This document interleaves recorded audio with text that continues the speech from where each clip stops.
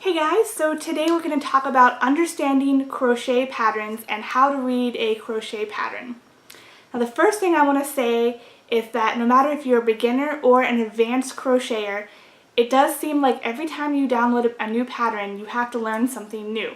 And this is because every single designer that presents their work that makes a pattern has a little bit different of a style or a little bit different flair, and there really isn't one way to say everything.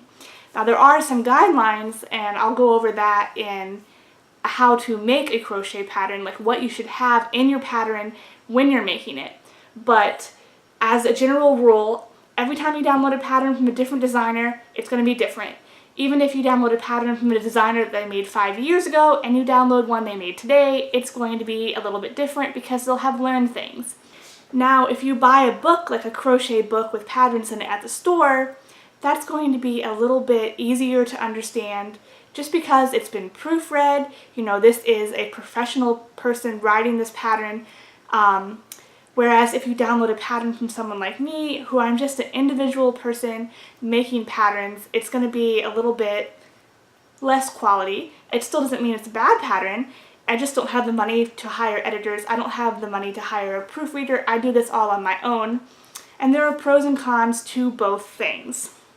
So I love making crochet patterns, and if you're watching this video, I'm sure that you love crocheting my patterns or any kind of other patterns that you've come across. And one of the first things that I noticed when I started crocheting, not as a designer but just as a crocheter, is that there are two different ways to talk about stitches. There's the US method and there's the UK method. So the first thing when you download a pattern is you have to think, is this written in US terms or UK crochet terms? For example, the US for saying single crochet, the UK will say double crochet. In the US, you're going to say double crochet, and in the UK, you're going to say triple crochet. In the US, it's half double crochet. In the UK, it's half treble, HTR. So there are different terms for different regions based on where you live, and some people don't put this information in their patterns. They don't state, this is a US pattern or this is a UK pattern. So that can be one of the first problems that you encounter. You can open up the pattern and say, what's an HTR? Now all of my patterns use US crochet terms, and most of the ones I download do use US crochet terms.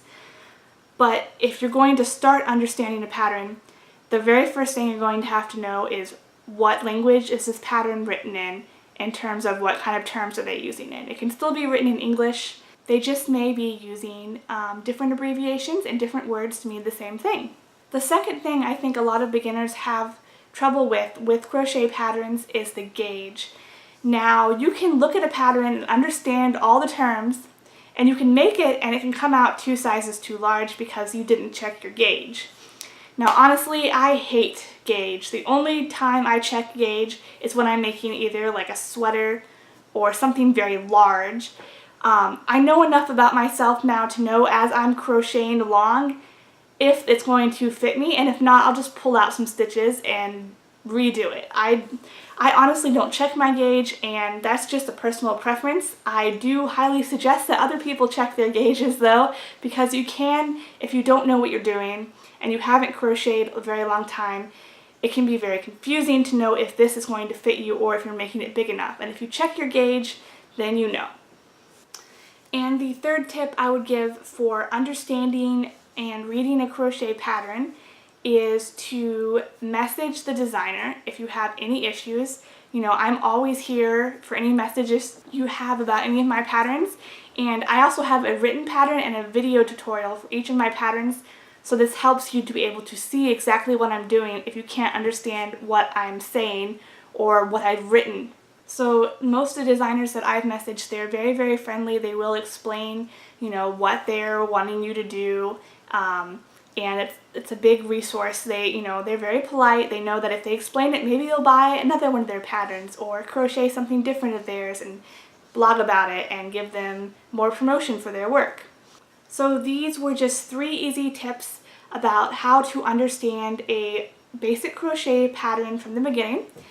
And in my next video, I'm going to go more into how to understand what the actual rounds or rows mean when you are looking at a written crochet pattern. So yeah, I hope you guys have a great day, and if you have any questions about any sort of crochet patterns, shoot me an email and I will be glad to help. Bye!